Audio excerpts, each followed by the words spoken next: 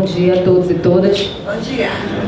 Mais uma vez, obrigada pelo convite de estar aqui, fazendo parte desse grupo.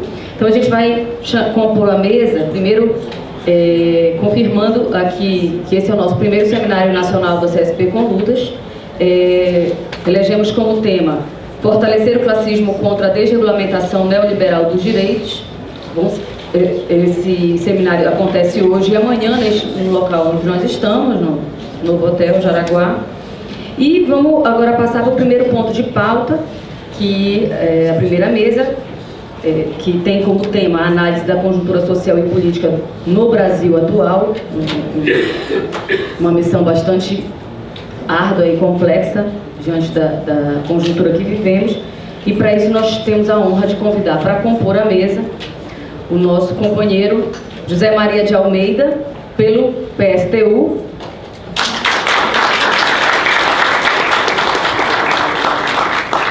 e o professor Plínio de Arruda Sampaio, pelo PSOL.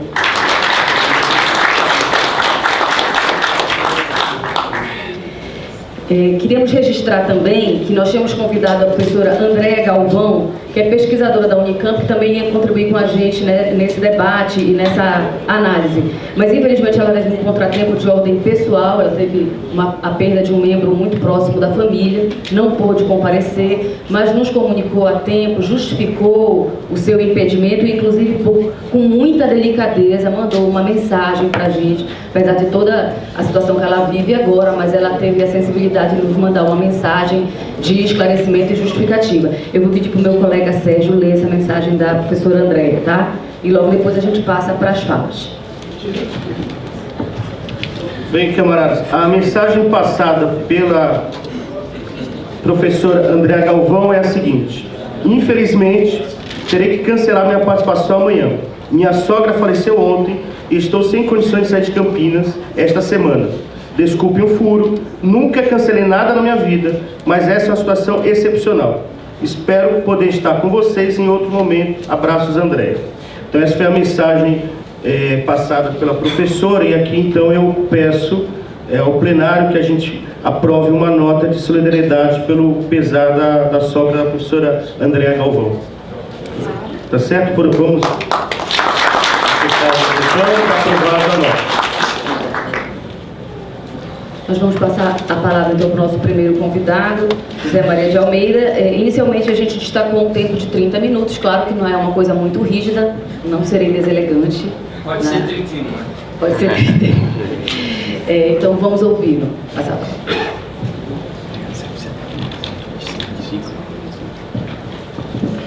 Bom dia, companheiras. Bom dia, companheiros. Bom dia, gente. Mais cansado do que vocês não estão, não. Então, só está começando o negócio aqui.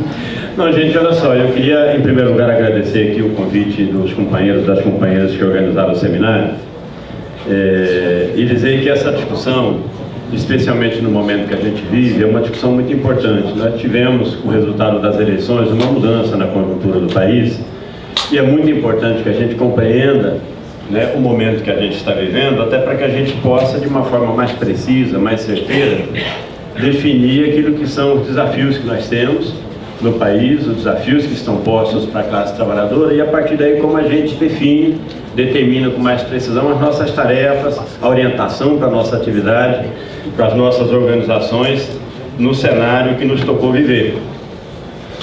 E eu acredito que para que a gente possa estabelecer uma compreensão melhor da situação em que a gente se encontra, era muito importante tentar entender quais foram os fatores que nos levaram à situação em que nós estamos hoje, ou seja, o que explica o resultado das eleições que nós tivemos, as consequências disso, ou seja, os desdobramentos desse resultado que estão postos para o país, e a partir daí, de que maneira nós nos localizamos nisso, como a gente ordena, organiza a nossa luta a partir desse cenário, buscando transformá-lo no cenário que nos interessa, que interessa a classe trabalhadora, né? E eu acho que há muita discussão hoje no país, você pode ver na própria imprensa, e no interior das organizações da classe trabalhadora também há muito debate, há muita discussão, há muitas explicações para o processo esse que nós vivemos e a resultante dele, que foi a eleição do Bolsonaro para presidir o país. E eu acredito que a melhor forma, o melhor caminho para encontrar uma explicação um pouco mais adequada para a situação é buscar analisar os vários fatores, pelo menos que são os mais importantes, no meu entendimento pelo menos, que explicam a resultante que nós chegamos. E eu acredito que essa resultante ela é justamente fruto da combinação de alguns fatores, são vários fatores, eu vou tentar tocar em 3 ou 4, que eu acho que são mais importantes. O primeiro deles, que eu acho que é uma base para a compreensão do que se passa no país, tem a ver com uma crise econômica profunda que se abateu sobre o Brasil, como parte do processo de crise da economia capitalista em todo o mundo, ainda em 2008, 2009, e que, ao contrário do que se pregou naquele momento, ou seja, é uma crise que se mantém, num sentido, se aprofunda. É uma crise muito profunda. A queda na produção industrial do Produto Interno Bruto do Brasil chegou a quase 10% em 2, 3 anos. Isso é uma devastação econômica. E isso traz, do ponto de vista da classe trabalhadora, da população do país, uma consequência que é a crise social que nós vivemos. Porque crise para os capitalistas é uma coisa, é redução da taxa de lucro, aí eles tomam uma série de medidas para voltar a fazer crescer a taxa de lucro. Crise para a classe trabalhadora é o desemprego. A primeira manifestação é o desemprego. Vocês viram que agora o IBGE corrigiu aí os critérios de aferição e de fato nós temos no Brasil cerca de 56, 60 milhões de pessoas desempregadas, contando como desempregado aquilo que de fato os são, ou seja, as pessoas que estão vendendo laranja ali na esquina não são pessoas que têm um emprego, como é contado pela estatística tradicional. E o desemprego simplesmente é o corte da fonte de sustento da família das pessoas. Isso traz como laço, no seu bojo, o crescimento da desigualdade, da miséria, da exploração, da violência, né? A crise econômica ela gera, por outro lado, além daquilo que afeta diretamente o trabalhador, com o fim do emprego, com a redução do salário, com a redução dos direitos, dos benefícios, afeta também a sua vida, a outra dimensão da sua vida, porque o serviço público é sucateado. Então a educação, que já era um caos, fica pior, a saúde, que já era um caos, deixa de existir, simplesmente, e a vida se transforma num martírio. Esse problema é a base, digamos assim, do descontentamento geral, que vai tomando conta cada vez maior e cada vez com mais intensidade da maior parte da população do país, que são os setores mais pobres. É essa mesma base que levou lá atrás à abertura da crise política que nós vivemos no país, que está na base da explicação da ruptura da classe trabalhadora com o PT, ainda no período do governo da Dilma, porque as pessoas estão cada vez mais desesperadas com as condições de vida que o sistema lhes impõe. Então esse é um tema, depois eu vou botar ele lá na frente, que eu acho que ajuda a explicar, porque do ponto de vista político, entrando no segundo fator que eu acho que é fundamental, essa situação gerou, na maioria da população brasileira, um rechaço ao sistema político que está aí. Um rechaço aos partidos, às instituições, porque as pessoas não veem nada de bom que surja das instituições que governam o país, ou das autoridades que governam o país, que ele possa minorar ou melhorar essa situação de vida delas. E como parte disso, e esse é um fator que para nós tem uma importância política muito grande, é que se explica a ruptura com o PT. Esse processo, a explosão de 2013, depois o aprofundamento da degradação das condições de vida das pessoas que se seguiu aquelas manifestações de 2013, o estelionato eleitoral de 2014 é que abre um processo mais amplo de ruptura com o PT, de enfrentamento de um setor cada vez maior das massas, com os mecanismos que essas massas têm, ao sistema que aí está. Então essa ruptura com o PT, ela se manifestou não só naquela situação política que abriu as condições para a queda do governo da Dilma, mas ela vai ter uma refração agora nas eleições também. Mas esse aspecto, ou seja, as consequências políticas dessa crise social, é um outro fator que eu acho que ajuda a explicar a situação atual. E por outro lado, do ponto de vista das alternativas, ou seja, uma divisão forte no interior da própria burguesia, que para além das outras manifestações que nós estamos vendo com mais clareza agora na imprensa, a disputa e a discussão em redor de como vai ser a orientação da política econômica, o problema dos interesses da indústria, dos interesses dos bancos, no processo eleitoral se manifestou de forma clara nas várias alternativas, nas várias candidaturas que de alguma forma expressavam os interesses do grande empresariado. Obviamente o candidato preferencial deles, ou da maioria deles, era o Alckmin, mas por alguma coisa Meirelles foi candidato, Amoedo foi candidato, era também uma expressão no terreno eleitoral dessa divisão entre os diversos setores da burguesia. E no campo da chamada esquerda brasileira, o que restou foi o resultado dessa ruptura que eu estava dizendo aqui agora há pouco. Nós vivemos no ano passado, companheiros e companheiras, um processo em que, pela primeira vez nos últimos anos, se constituiu pela positiva uma saída para esse descontentamento que vem se aprofundando no interior da classe trabalhadora.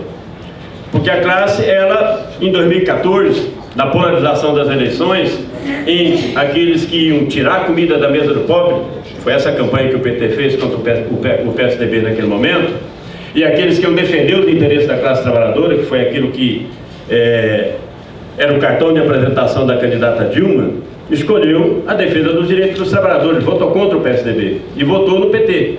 A resultante disso, no mês seguinte às eleições, foi um dos maiores estelionatos eleitorais que já se viu na história desse país. A mulher não esperou nem tomar posse no seu segundo mandato, já começou a atacar os direitos dos trabalhadores ainda no final de 2014. Isso gerou uma ruptura, que segue, e que naquele momento não teve uma alternativa política que pudesse expressar isso. Em 2017, no bojo das mobilizações que explodiram em março, fundamentalmente as mobilizações das mulheres, não só aqui no Brasil, também como parte de um processo mundial, aquilo se gerou um processo de mobilização de massa no país, não só em março, depois em abril.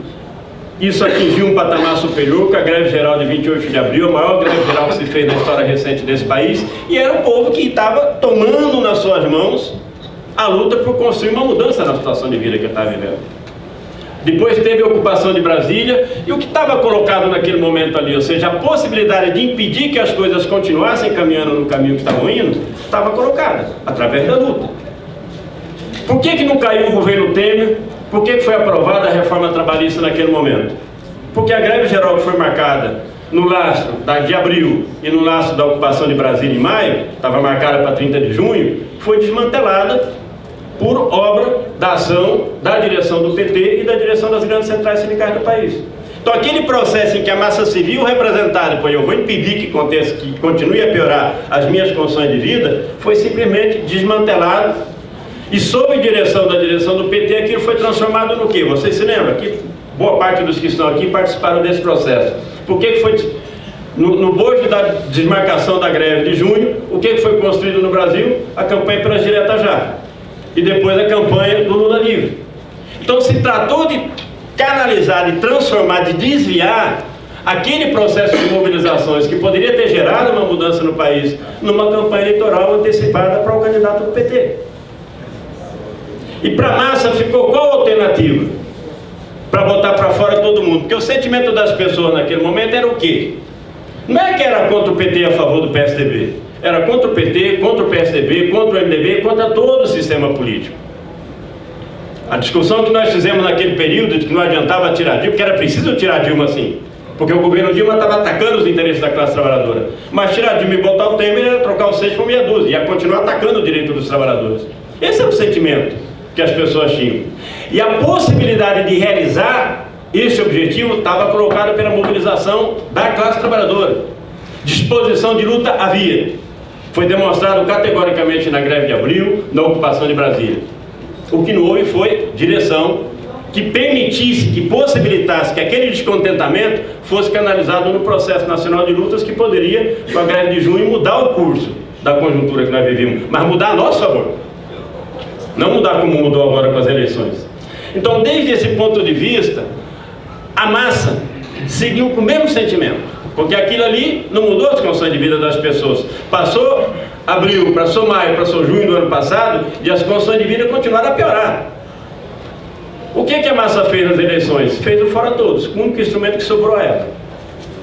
Porque não houve o instrumento da greve, porque as direções não permitiram. Ela votou contra o PT, votou contra o PSDB, votou contra o MDB e votou no Bolsonaro como se fosse o Bolsonaro, e assim que ele se apresentou e assim que ele apareceu para as pessoas, com uma única alternativa que tinha viabilidade eleitoral e que era contra o sistema. Depois nós vamos ver se foi um tiro no pé, porque o Bolsonaro não é contra o sistema, o Bolsonaro é parte do sistema e a pior parte do sistema. Mas não é assim que as pessoas viam ele. Então, desde esse ponto de vista, a ausência de uma alternativa de classe, socialista, de luta, para esse descontentamento da população, também ajuda a explicar o resultado das eleições. As massas buscaram instrumentos onde ela pôde encontrar para tratar de derrotar aqueles que ela responsabiliza com toda razão pelas mazelas que afetam a sua vida. Agora, é preciso explicar melhor isso, inclusive, até para que a gente defina melhor depois as nossas tarefas. A Folha de São Paulo publicou, eu não sei se vocês leram, um estudo que foi feito, eu não vou me lembrar agora o nome das pessoas, gente, a memória já não está lá essas coisas. Mas eles fizeram um estudo apoiado naquela pesquisa do Datafolha, de um pouco antes do primeiro turno, aquela que eles entrevistaram 9.000 e poucas pessoas, tentando buscar a origem, as razões do voto das pessoas à luz da escolha que estavam fazendo para as eleições. E eles chegaram a uma conclusão, estudando o voto dos eleitores que diziam que iam votar no Bolsonaro, e a conclusão que eles chegaram é o seguinte: 12% desses votos eram pessoas que concordavam com o Bolsonaro, com todas as barbaridades que ele fala, apoio à ditadura, tortura, essas barbaridades que ele defende aí no terreno dos valores, não é? 12%. 30% dos votos das pessoas que diziam que iam votar em Bolsonaro, diziam que iam votar nele porque estavam contra todo o sistema, estavam votando contra tudo que está aí. 20% é porque não queriam votar no PT de jeito nenhum, PT nunca mais.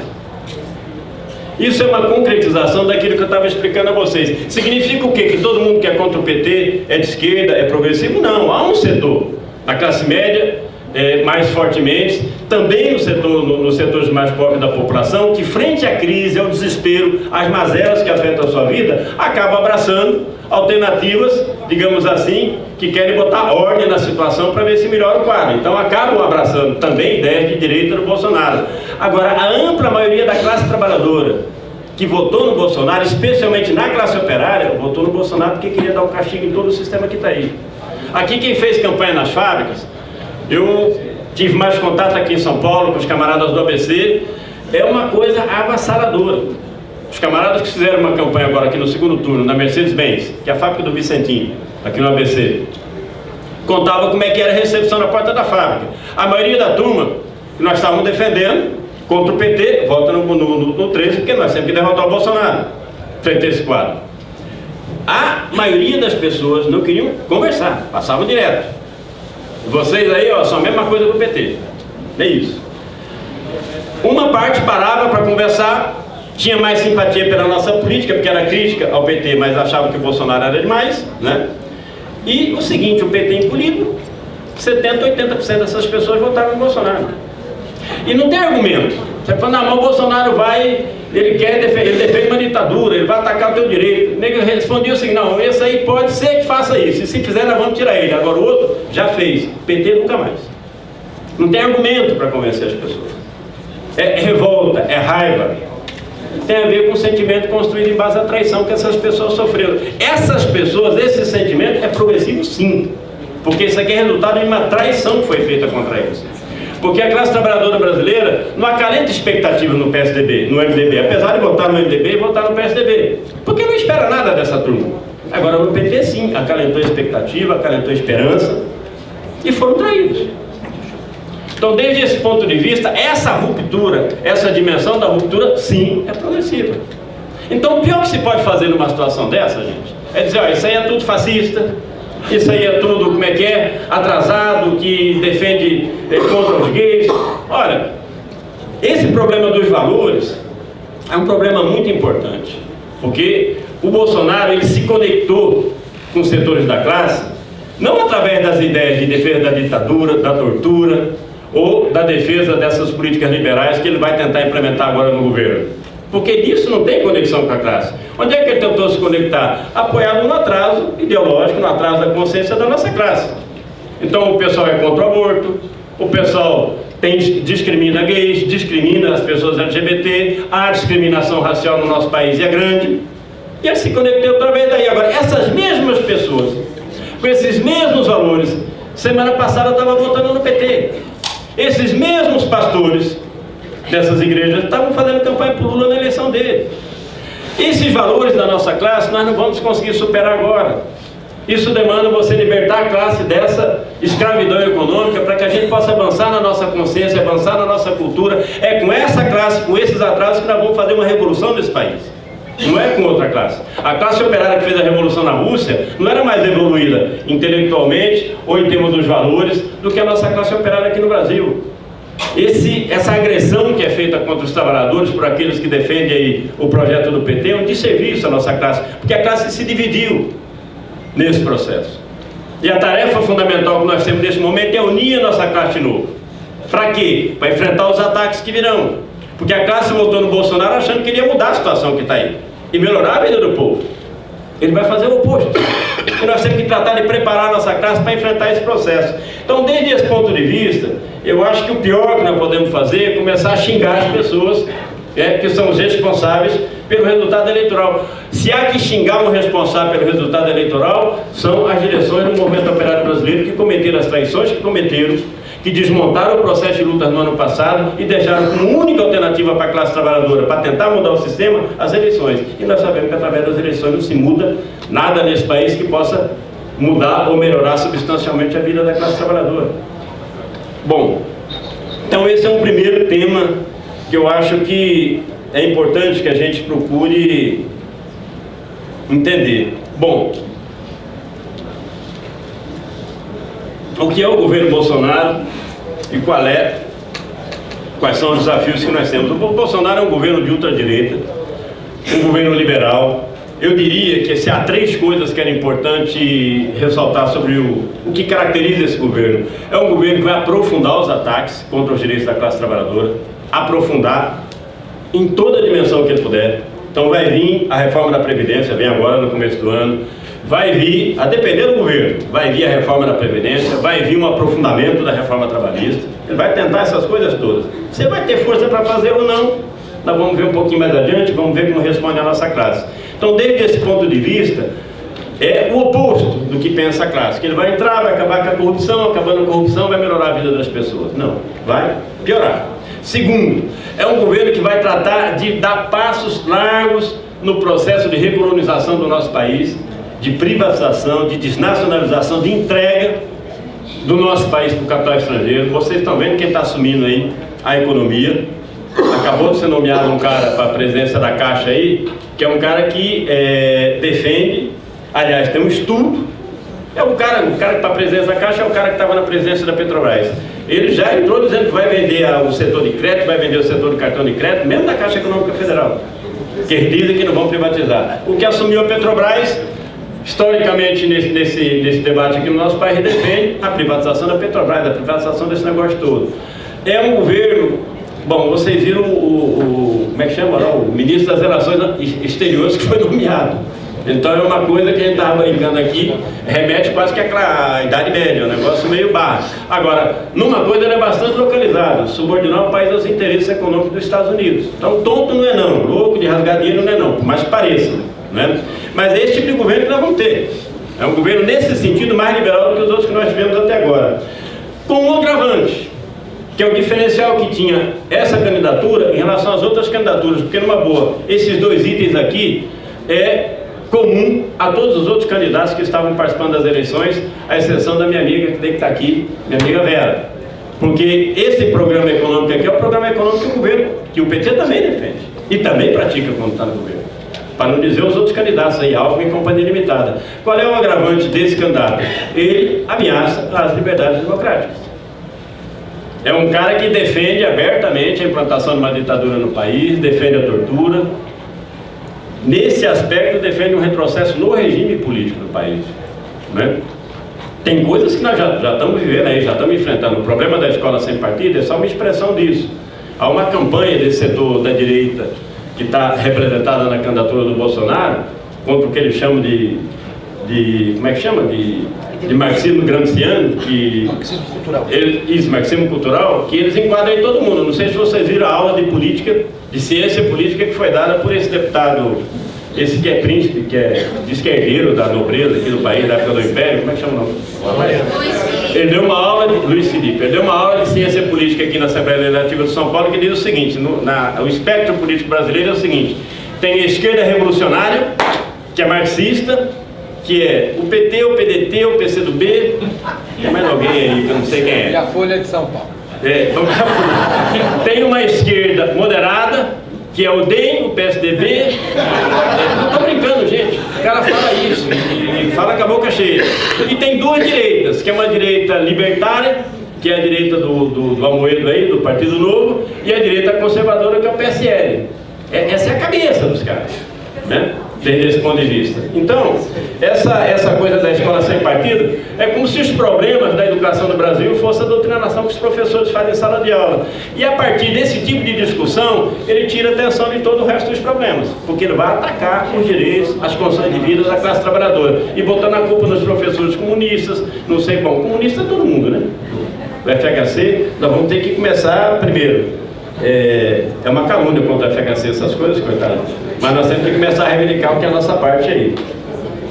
Então esse diferencial é importante identificar. Agora, o fato de que um governo dessa natureza assume o controle do Estado e que isso se dê em base a uma confusão enorme na consciência da classe trabalhadora, porque a classe trabalhadora, a maioria dela votou nesse cara, é o que leva a uma mudança na conjuntura. Na nossa opinião, uma conjuntura defensiva, que nós temos que tratar de buscar superar. Por que essa mudança é importante identificar? Porque hoje nós não temos mais a nossa classe na ponta dos cascos, como se diz, como nós tínhamos com o governo Temer.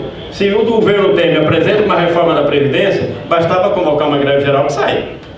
Se o Bolsonaro faz isso agora, é uma interrogação, porque há confusão na cabeça das pessoas. E nós temos que desfazer essa confusão. É nisso que esse governo pode se apoiar para tentar avançar nos ataques. E aí, companheiros e companheiras, essas contradições, elas podem se resolver para um lado ou por outro. Quais são as principais contradições que tem o governo? Em sendo um governo que abre essa conjuntura defensiva, quais são as contradições que ele tem? Primeiro, segue a crise econômica e vai se aprofundar a crise social. Não é um governo que possa atender as demandas das pessoas ou melhorar a vida das pessoas. Pelo contrário, ao contrário da expectativa das pessoas, ele vai atuar para piorar fortemente as condições de vida das pessoas já a partir de 1º de janeiro. Lembrem da reação da massa com o estelionato eleitoral da Dilma. Como é que vai ser a reação da massa agora? Segundo problema, é um governo que num sentido, tome cuidado com a palavra, mas num sentido ele é improvisado. Por que improvisado? Ele não é expressão do plano da burguesia ou dos setores mais importantes do empresariado ou do imperialismo para o nosso país neste momento. O candidato deles era o Alckmin. Ele foi o que sobrou e eles pegaram e estão tratando de tentar ajustá-lo aos seus planos. Nesse sentido, é relativo o grau de apoio que ele tem. Haja vista a crise que está dando aí a cada ministro que ele nomeia, é uma crise. Ele já nomeou da educação de novo aí, foi não? De ontem para hoje. Então, Então, qual é o problema? Isso também é um elemento. Ele pode unificar toda a burguesia? Pode. Até agora não unificou. Se o Paulo Guedes segue no rumo que está, dificilmente ele consiga unificar o conjunto do empresariado sob a influência dele, porque ele está atendendo os fundos de investimento, o capital especulativo, não é nem os bancos de conjunto, é o capital especulativo. Está botando o capital especulativo na direção de tudo. Bom, vai dar problema com alguns setores, porque não dá para todo mundo as coisas assim. Terceiro problema, que é o mais importante, a classe não está derrotada.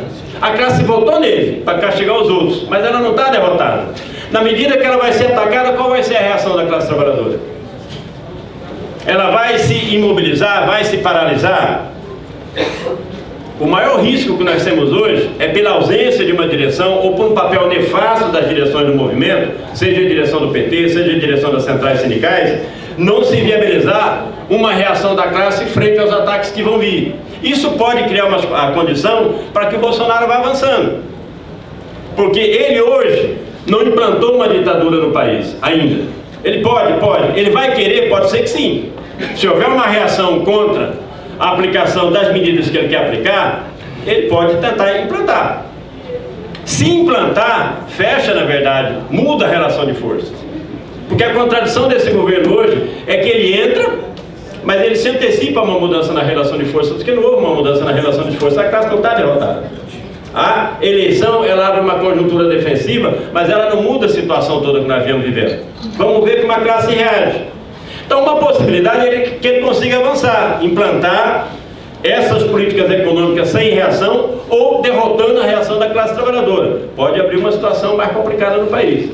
Agora, outra hipótese é de que a reação das massas a isso derrote, de alguma forma, em alguma dimensão, essa tentativa que ele vai fazer. Derrote, seja derrubando o governo ou simplesmente inviabilizando a aplicação dos planos dele. Essa hipótese também existe. Aliás, é a hipótese na qual nós temos que nos apoiar e trabalhar para que ela se realize, porque essa é a melhor hipótese nesse momento.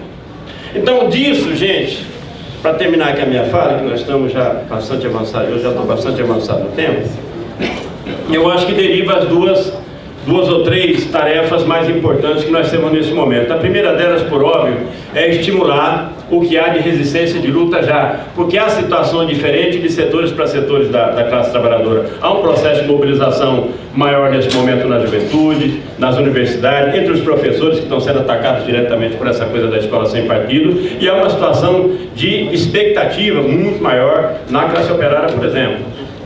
Então, estimular esses processos que estão em curso, tratando de buscar dar consciência a esses movimentos de que é necessário unir a classe, porque não são os estudantes que vão derrotar o governo Bolsonaro. Nós temos que botar a classe operária nessa luta, nós temos que botar os batalhões pesados da classe trabalhadora nessa luta. Isso pressupõe, aí vem uma primeira tarefa, nós combatermos e tratarmos de superar essa confusão que existe na cabeça das pessoas, que acreditam que de fato um cara como o Bolsonaro possa no governo melhorar a vida do povo. Então aqui faz falta uma campanha ampla de propaganda, de explicação para as pessoas, mostrando a elas que por mais que esteja certa a revolta, com todo mundo que estava aí, com o MDB, com o PSDB, com o PT, é errado essa alternativa que foi construída, porque o Bolsonaro não vai resolver os problemas do país positivamente para a classe trabalhadora, pelo contrário, ele sequer vai acabar com a corrupção, porque isso é inerente a esse sistema. Basta ver as pessoas que estão nomeando para o Ministério, o que tem menos jacaré aí tem o quê? Uns 3 ou 4. Isso é tudo corrupto igual aos outros, né? Mas sequer nesse quesito, nos outros, que tem a ver com os interesses e os direitos da nossa classe, seja no que tem a ver com o direito trabalhista ou com a aposentadoria, seja no que tem a ver com a entrega do país, vai piorar. Então, explicar que os ataques vão vir e que é necessário que a gente se prepare para enfrentá-los, porque nós podemos derrotá-los. Essa é uma primeira campanha, é uma primeira necessidade que nós temos hoje. Uma organização como a CSP com lutas, os sindicatos, tem um papel importante a cumprir nisso. Brigando para que a gente possa convencer os demais a fazê-los, mas já fazendo a nossa parte. Segundo problema que decorre disso é a luta por unir a nossa classe para a luta contra os ataques que vão vir. A construção de uma frente única em torno daquilo que são os direitos básicos, digamos assim, os interesses mais importantes, mais sentidos da classe trabalhadora, para que a gente possa fazer frente a esse processo. Então, o chamado às centrais sindicais, ao conjunto dos movimentos da classe trabalhadora, para que a gente se une em torno à luta para defender a aposentadoria, para defender emprego, para defender os direitos, para defender as liberdades democráticas. A construção dessa unidade, ela é uma tarefa fundamental, ou seja, superar a divisão. Fazer uma conversa tranquila com os nossos camaradas, em cada fábrica, em cada local de trabalho, independentemente aqui em quem cada um votou, e vamos respeitar aqui em quem cada um votou, aqui nós temos um interesse que é um só, e nós temos que nos unir e nos preparar, porque esses interesses vão ser atacados pelo governo que está aí. Nós vamos ter mais audiência ali na frente quando vier os ataques, um pouco menos de audiência agora, mas essa é a nossa obrigação. Esse trabalho agora é fundamental. Esse trabalho agora é fundamental para preparar o futuro ali na frente. Isso não se confunde com essa frente democrática que o PT, de novo, está aí lançando na praça. A mesma postura que teve o PT no processo de abril, de junho do ano passado, que é de tratar de canalizar a resistência e o descontentamento da massa para apoiar o seu projeto, com o discurso de que o que houve com o PT foi perseguição política e é muito melhor para os trabalhadores do que tinha antes. Esse é o discurso. Antes era melhor, então vamos voltar no PT. E esconde que foi o PT que gerou essa situação que nós estamos vivendo hoje. O mesmo problema nós vamos ter agora. Nós temos que lutar e exigir, inclusive, do PT, que as organizações que o PT dirige estejam nessa frente única, componham essa unidade para lutar pelos direitos da classe trabalhadora. Mas transformar qualquer tentativa de construção de uma mobilização na defesa dos interesses desse partido, em outra campanha eleitoral unificada para 2022, é matar o processo de mobilização.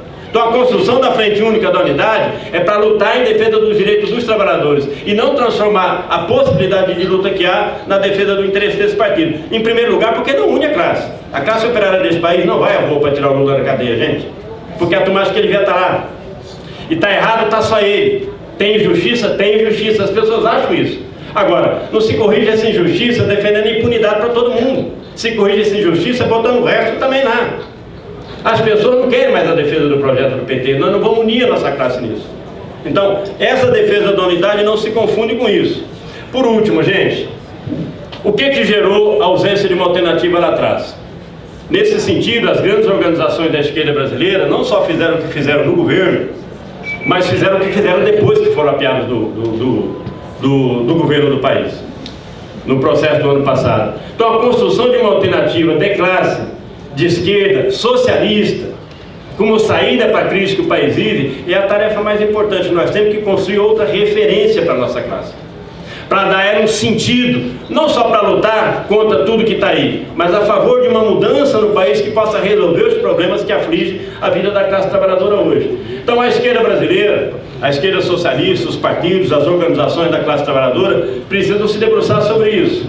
Então é tão importante quanto a luta para impedir ou para tentar derrotar os ataques que o governo vai desfechar contra a classe trabalhadora, tão importante quanto isso é tratar de avançarmos para construir uma alternativa socialista, uma alternativa de classe para o país. Sem isso, nós vamos ficar andando em círculos.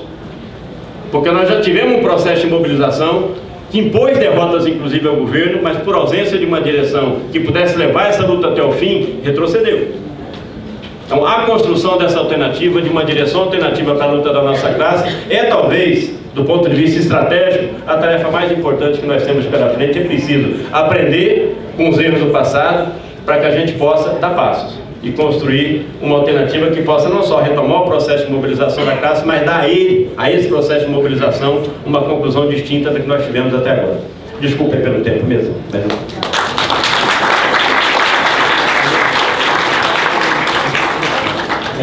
Obrigada, Zé Maria.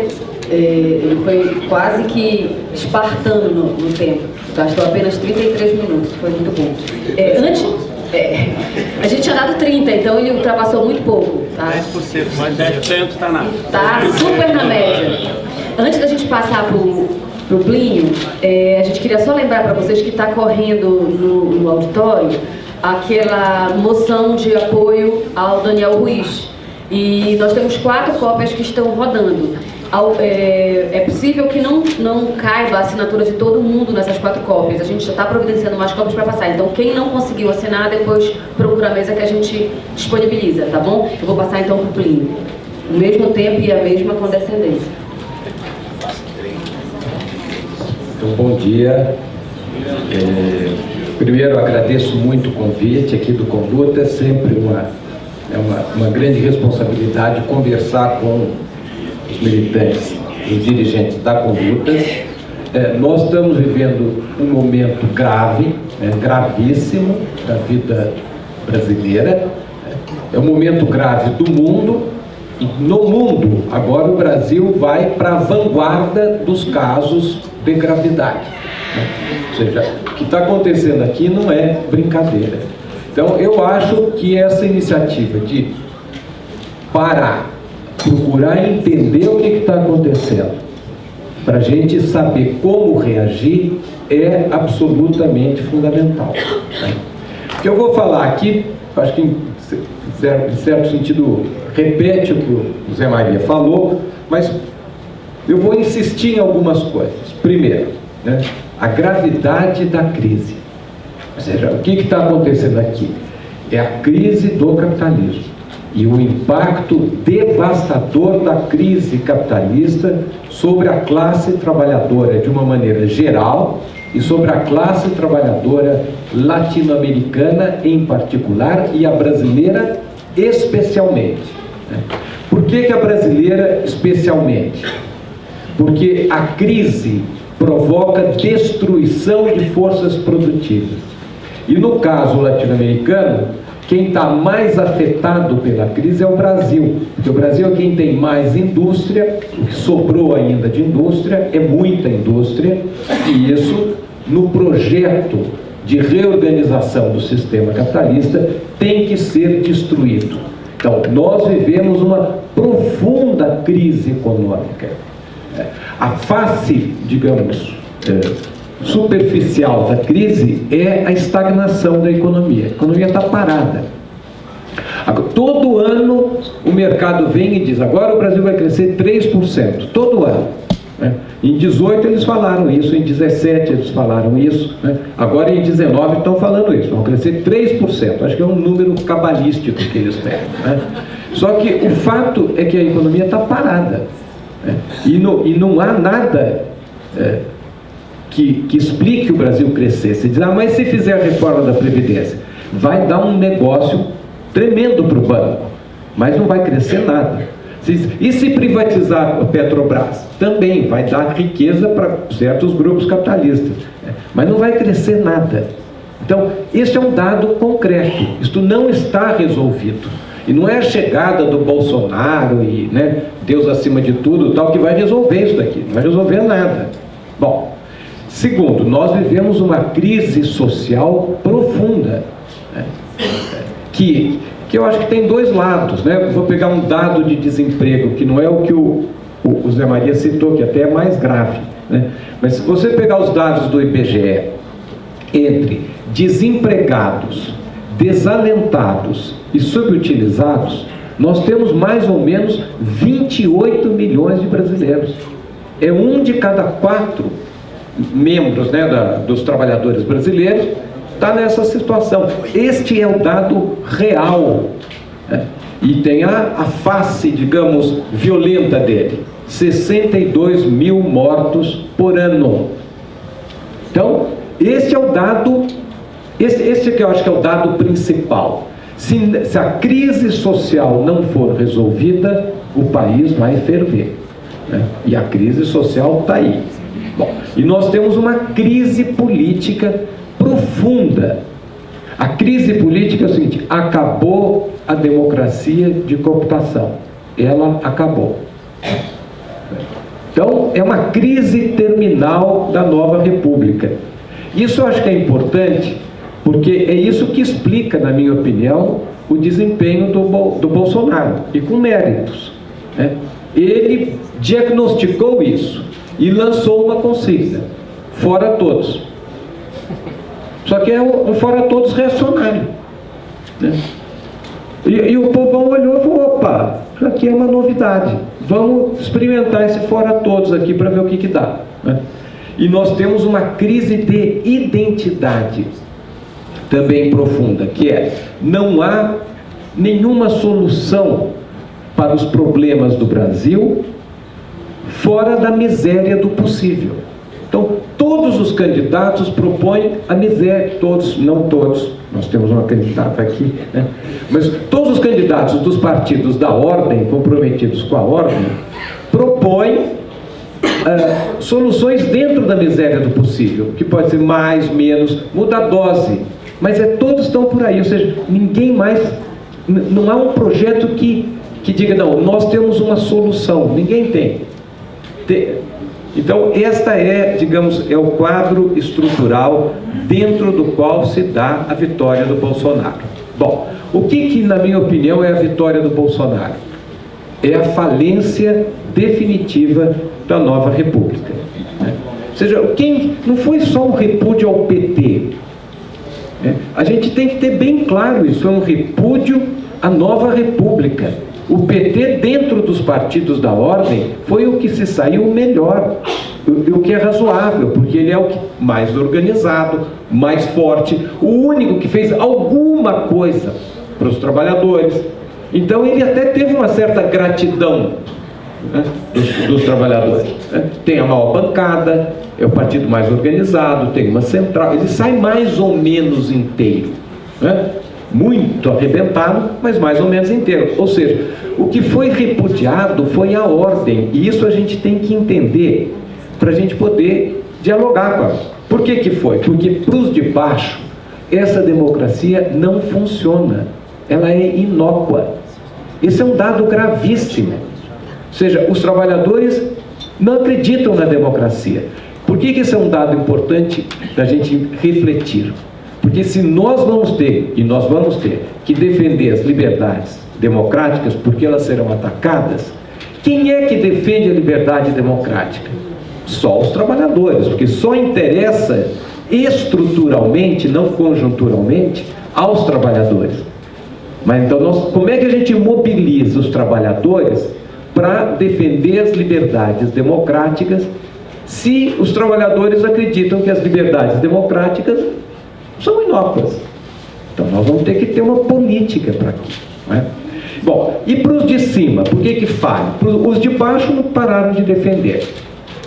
E para os de cima, a democracia tornou-se espúria, inadequada. Então esse é um dado importante.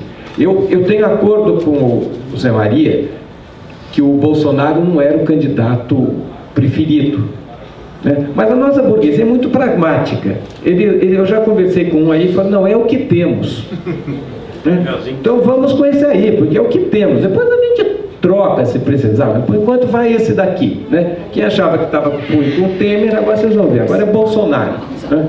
Bom, mas eu acho que tem um dado sim, viu, Zé, que a gente tem que refletir. Eu acho que a burguesia está unificada em torno da ideia de que é necessário um governo forte. Quanto tem que ser forte? Eu acho que eles têm divergências, sempre tem, né? Eu me lembro, por exemplo, o Eduardo Frei Montalva, no golpe do Pinochet, ele apoiou o golpe, né? Porque ele achou que o Pinochet entrava, o Pinochet era do PDC, né? E que o Pinochet entrava, dava o golpe, chamava uma eleição e o Frei ia para resolver. Mas aí eles erraram a dose. O Pinochet falou, não, aqui nós vamos ficar, né? Ou seja, mas esse é um dado importante, ou seja, a burguesia, ela precisa de uma coisa dura. Porque o problema qual é o projeto da burguesia? Qual é o projeto do capital para o Brasil? Reversão neocolonial. Se der errado, reversão neocolonial. E se der certo, reversão neocolonial. Isso é o que eles propõem para o povo. Qual é o resultado da reversão neocolonial para o povo? Barbárie. Então, digamos, é a face extrema da crise social, que é o que a gente está vivendo. Então, se o projeto da burguesia é a barbárie, e ela sabe que é isso, né, ela tem que ter mão dura. Então, essa é a crise real, né, da nova república. Bom, o que é o Bolsonaro? Porque é uma ironia histórica, né? Bolsonaro, ele ganhou porque ele se apresentou como o antissistêmico. Na verdade, nesta campanha aqui, nós tínhamos 2 candidatos antissistêmicos. A Vera, que se apresentou claramente, eu sou antissistêmica, chuto o pau da barraca, né? Que não teve força de conseguir se apresentar para o grande público, e o Bolsonaro. Agora, o Bolsonaro, na verdade, é o que há de mais sistêmico do ponto de vista histórico, da história do Brasil.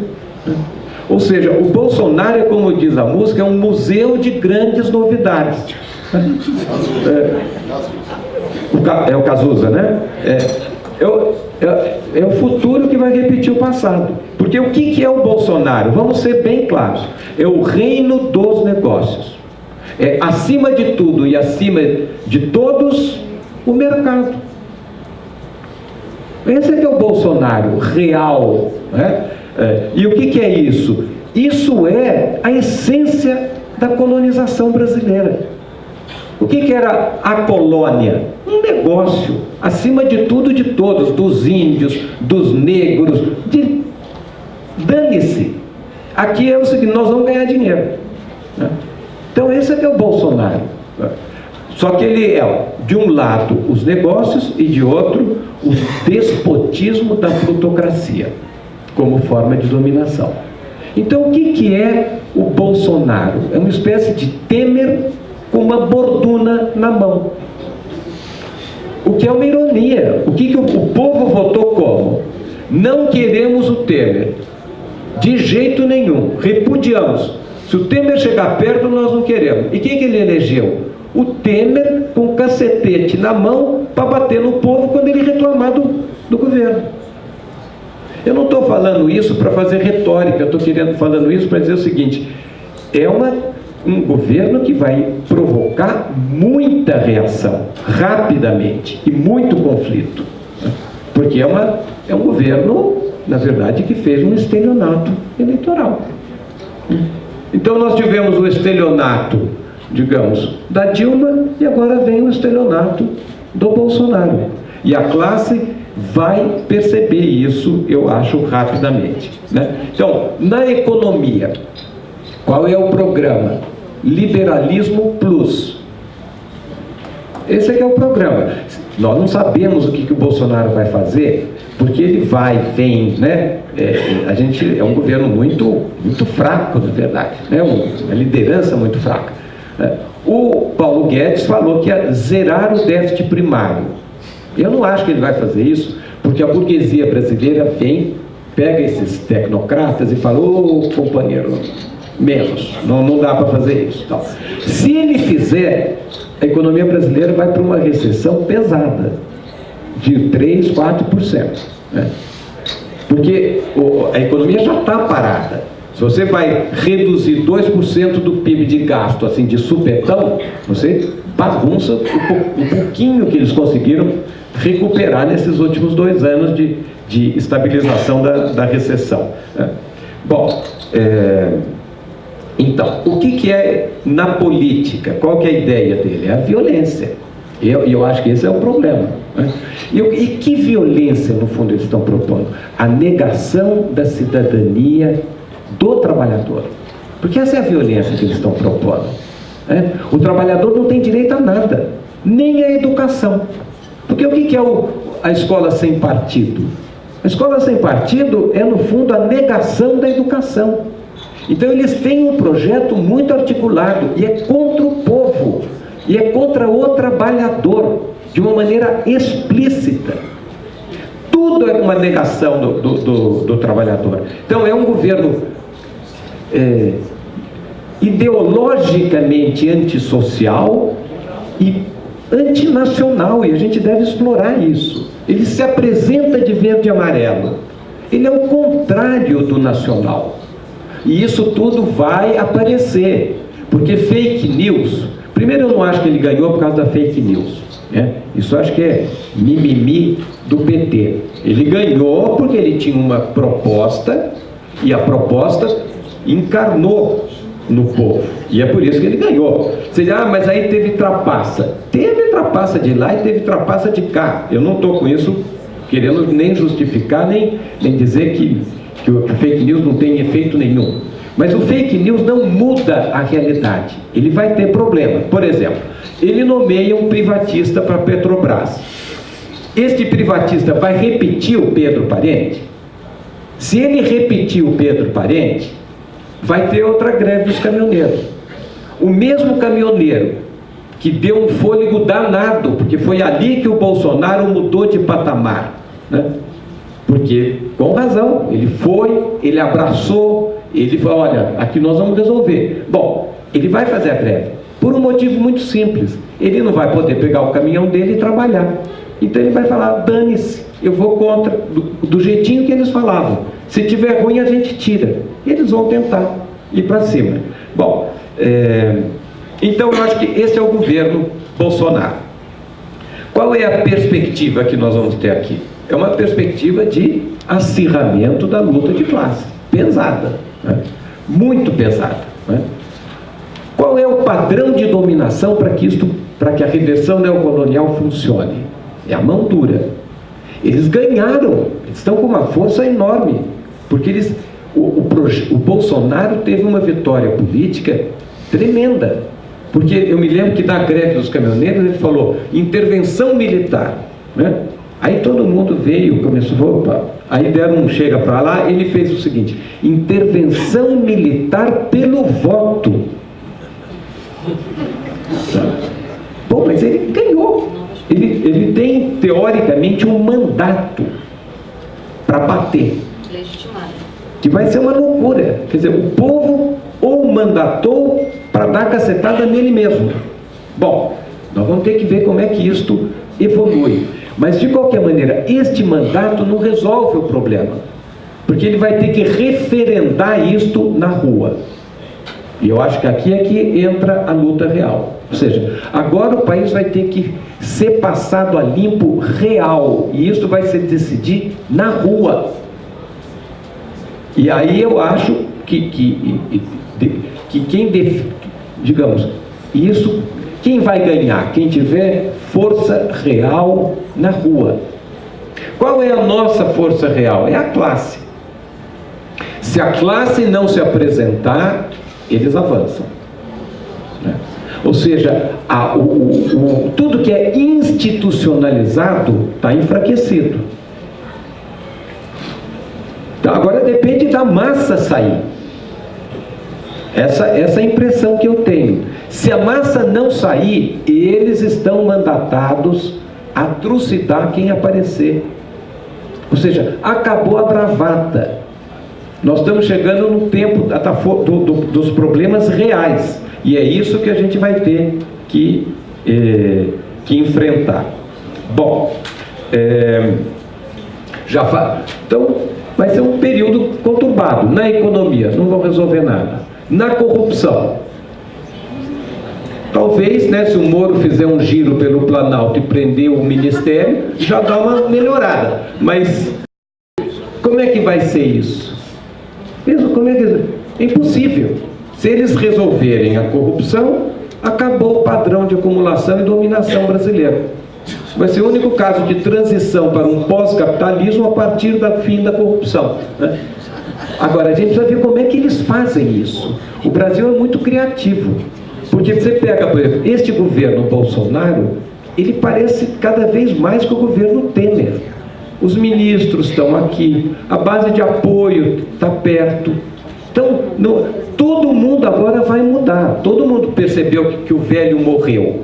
Mas o Brasil tem uma capacidade do velho se metamorfosear no novo enorme, né? Por exemplo, o DEM já é o principal partido de apoio deles. Claro, porque ele precisa de profissionais da política. Como é que ele vai governar com o Eduardo Bolsonaro? Impossível. O Eduardo Bolsonaro, ele faz meme, mas ele não governa, né? Quer dizer, o Brasil é muito complexo. Então ele vai chamar. Então nós vamos ter que ver o seguinte: o que eles vão fazer com a corrupção? Não é impossível, só eu estou especulando aqui, né? Mas não é impossível que o projeto Estanca Sangria seja feito pelo Moro. Você diz, puxa, mas seria uma ironia danada. Bom, mas então mais um motivo para a gente pensar que isso talvez possa acontecer, né? Porque é muito esquisito você nomear um Moro e ter o Onyx Lorenzoni como, digamos, como político mor da República, né? Então a gente precisa ficar atento para ver como é que eles vão resolver. De qualquer maneira, para o povão, a corrupção vai continuar. Para o povão que olha e fala, não, para mim é tudo a mesma coisa, né? Porque o povão não é bobo, né? Bom, e terceiro, a crise social. A crise social vai aumentar, né?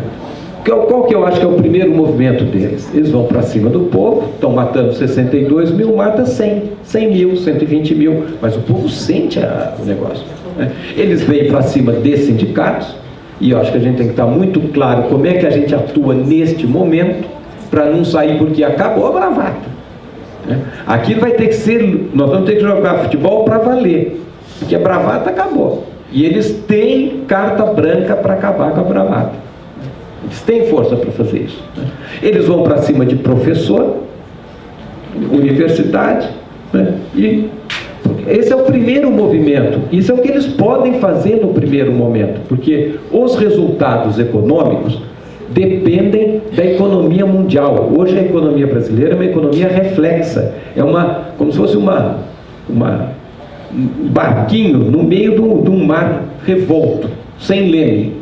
Quer dizer, depende do que a economia mundial faz. A economia mundial não está num bom momento.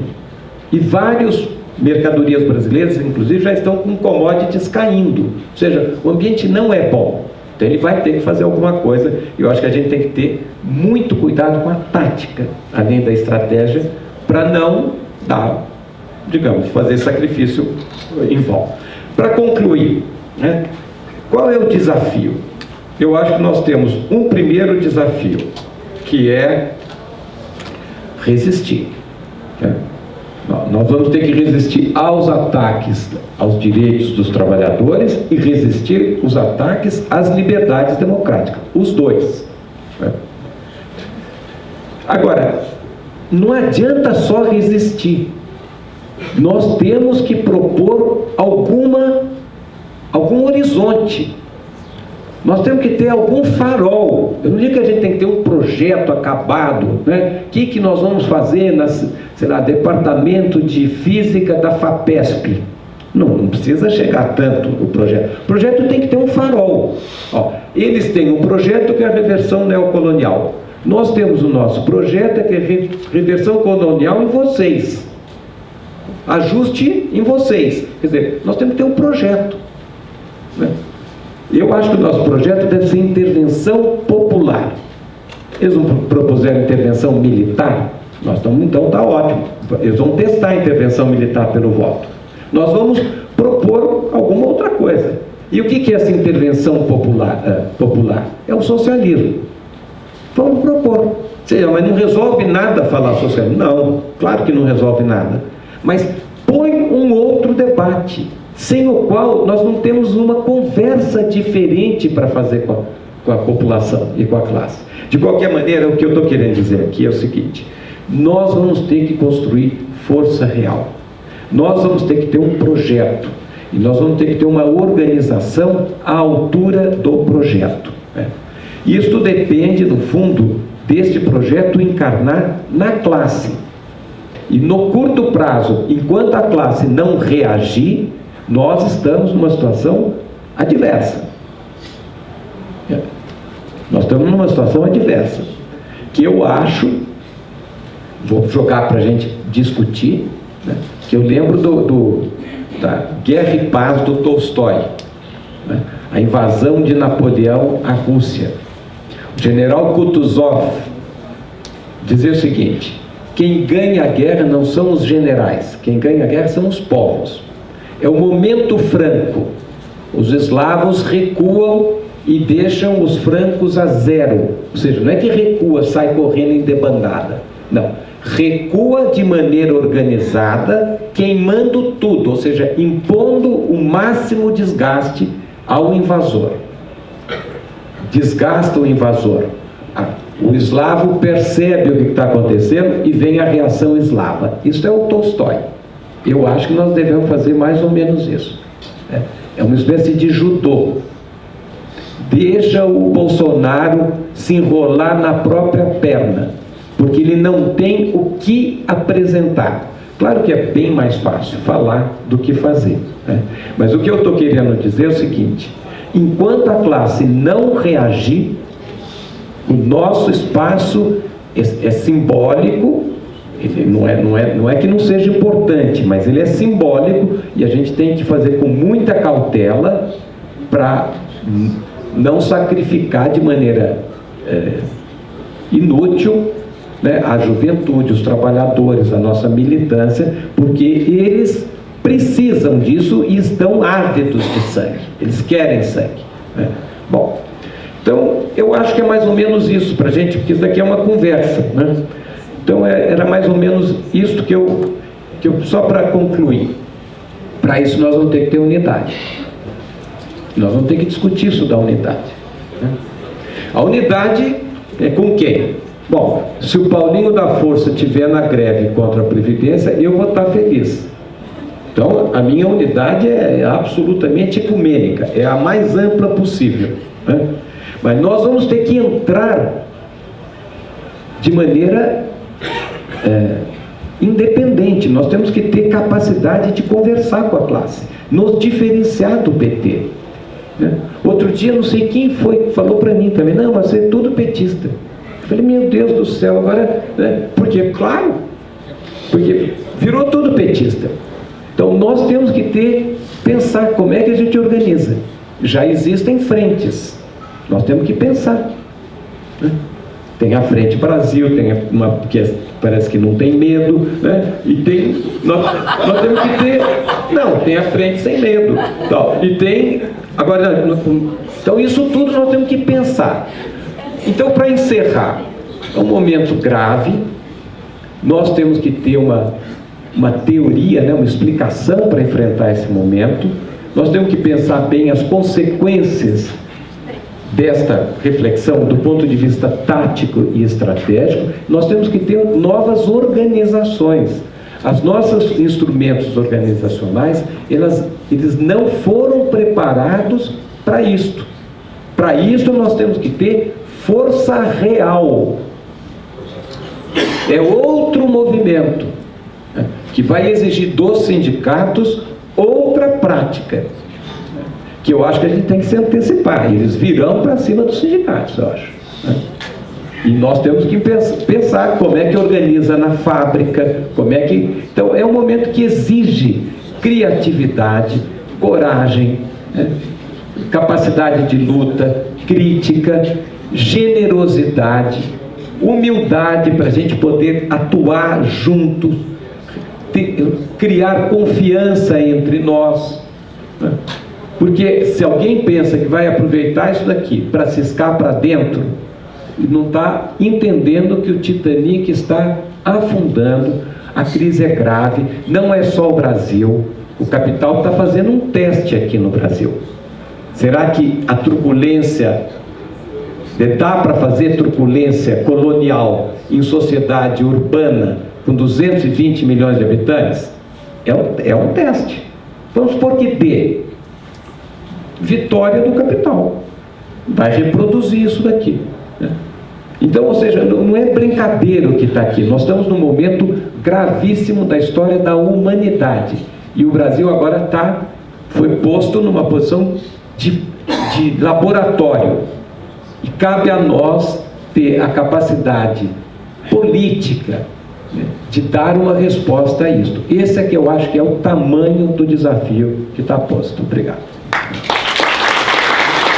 Bom, com a fala da Áurea, a gente encerrou as intervenções. Vamos devolver a palavra para os palestrantes. Então, primeiro, e cada um terá 10 minutos para responder e fazer as considerações finais. Claro que com aquela mesma posição, a gente não ser tão rigoroso. Para respeitar a ordem, Zé Maria primeiro. Quer inverter? Então, no fim, a gente inverte, tá bom? 10 minutos. Tá. Bom, eu vou entrar na pergunta do fascismo, que foi para o Zé, mas eu queria comentar. Eu acho que a gente falar que o Bolsonaro é fascista, como assim, abertamente, tal, para caracterizá-lo como uma pessoa autoritária, totalitária, não vejo problema nenhum nisso. Agora, do ponto de vista, digamos, real, para a gente ter uma análise de qual é o inimigo, eu acho que é um equívoco caracterizá-lo como fascista. Por duas razões básicas. Poderia ser mais, mas só tem... o tempo é pequenininho, né? Então, primeiro, porque o fascismo é uma ideologia do imperialismo. Aqui nós não estamos no imperialismo. Aqui nós estamos numa colônia, né? Ou, digamos, uma reversão neocolonial, que é a periferia. Então, ele não tem o conteúdo nacional do Hitler, era real. Aqui o conteúdo é uma farsa, né? O certo seria o jornalzinho, como eu não tenho jornal, vou propor a vocês. Faz uma caricatura, é verde e amarelo, quando tira a camisa, é os Estados Unidos, né? Quer dizer, então, primeiro. Segundo, o fascismo mobilizou a classe operária. Mobilizou a classe operária porque deu direitos e deu expectativas à classe operária. A burguesia brasileira não tem a menor capacidade de mobilizar a classe operária. Posso estar equivocado, acho difícil. Ela consegue criar grupos de caça ao comunista, milícia, isso tudo ela sabe fazer, muito bem. Mas mobilizar trabalhador, eu acho que ela não vai conseguir de maneira organizada. Então eu acho que é inadequado. Por quê? Porque a gente vê um inimigo errado. O que é o Bolsonaro? É o capitão de mato. É o capitão do mato. Nós não precisamos importar a violência. Na nossa violência é a violência brasileira. É o genocídio do índio, é o massacre dos quilombos, o massacre de Canudos. Nós sabemos fazer isso. Aliás, os nossos militares foram no Haiti fazer uma espécie de pós-graduação e estão muito especializados e querendo aplicar. Então é essa que vem, não é autofascismo. Está muito mais próximo da tropa de intervenção no Haiti do que do fascismo. É a nossa tropa que vai comandar a rua. Enfim. Segundo, o fake news, eu não quero minimizar a importância do fake news, eu acho que isso tem importância, não é um assunto que eu entenda, é um assunto, mas que eu acho que é importantíssimo e que a gente deve entender disso. E deve ter uma política de comunicação muito menos convencional do que a gente tem. Agora, eu acho que o problema real é o analfabetismo político. O fake news agravou, mas na verdade a capacidade que a burguesia tem de esconder o projeto não é de agora. Fez com o Collor, depois fez com a Dilma, a Dilma falou que ia fazer uma coisa, fez outra, e a grande mídia é cúmplice disso. Porque parece o seguinte: se não tivesse o fake news, então não teria o Bolsonaro. Eu acho que não. O fato de ter o fake news, claro que provocou uma série de mudanças aí. Então, só para dizer que eu não estou minimizando, não. Eu só estou querendo dizer que eu acho que tem um processo mais profundo, que é a desilusão da classe com a democracia liberal. Esse é que é o processo profundo que o fake news, então, mobiliza sobre isso. Mas acho que a gente tem que ter um departamento que provavelmente tem que ter, o mais velho tem que ter 25 anos, para explicar para a gente como isso funciona, porque eu acho que isso é grave. Durval, caracterização do Ciro. Eu acho, as coisas estão mudando, é uma crise profunda, né? O velho morre, vai surgir o novo. O novo no Brasil, como diz o Cazuza, normalmente é um museu de grandes novidades. Então o velho vai se reajustar ao novo. Agora é uma disputa para ver o seguinte: primeiro, os que não querem sair da ordem, então tem que todo mundo se deslocar para a direita, porque a burguesia disse: agora o limite da esquerda da ordem está lá longe. Vou dar um exemplo concreto: dívida pública. A dívida pública, a burguesia diz: agora ninguém vai discutir dívida pública, porque quem discutir dívida pública cruzou a linha, está fora da ordem, né? E tirando a Vera, ninguém discutiu dívida pública, porque os partidos agora vão se acomodar à ordem e vai ter uma disputa: quem é oposição ao Bolsonaro. Então começa essa disputa, é aí que está o Ciro, né? Está disputando com o PT e provavelmente agora talvez com o Alckmin, não sei como é que isso vai dar, para ver quem é que vai liderar a oposição. Mas é uma oposição dentro da ordem, desta nova ordem, que ninguém sabe exatamente o que é, porque está em formação. Então, eu acho, enfim, que é isso que explica o movimento do Ciro, na minha visão. Queria resgatar do que a Neida falou, uma coisa que eu acho que é muito importante, que eu não tinha falado, e acho que não foi falado, que é, no fundo, a disputa ideológica. A verdade é o seguinte: no plano ideológico, nós tomamos um baile. Porque eles conseguiram ideologizar tudo, ultra-ideologizar tudo, e falar, nos proibir de ideologizar. Então, nós não podemos ter ideologia, nós somos técnicos. Temos que ter propostas técnicas, 50 receitas técnicas, por exemplo, né? Agora, eles podem ideologizar tudo, eles não falaram nada. O que o Bolsonaro falou? Gente, o Bolsonaro fez uma campanha seguinte: economia, não entendo nada disso, chama o cara lá. Saúde, não entendo nada disso, eu chamo o cara lá. O que você quer? Porrada? Nós vamos resolver na porrada. Isso que ele falou. Mas tinha norte e tinha ideologia. Eu acho que a gente tem que ter pensar muito sobre isso e pôr a nossa ideologia. Porque como é que a gente pode não ter ideologia? Volta ao Cazuza, preciso de uma ideologia, não é isso? Quer dizer, para viver, nós temos que ter ideologia. Eu acho que isso é um tema importantíssimo e que a gente tem que saber pôr, não de uma maneira caricata que caia na armadilha deles, né? Mas sim de uma maneira concreta. Isso o Bolsonaro fez bem feito, né? Ele não falou: a minha ideologia é o despotismo da plutocracia, porque daí o povo vai falar, não, ele falava mão dura, enfim, mas a gente tem que ter ideologia. Bom, Antônio, qual é a força política do Ciro? Não tenho a menor ideia. É real, não sei mesmo qual é a força política. Acho que não é muita, não, né?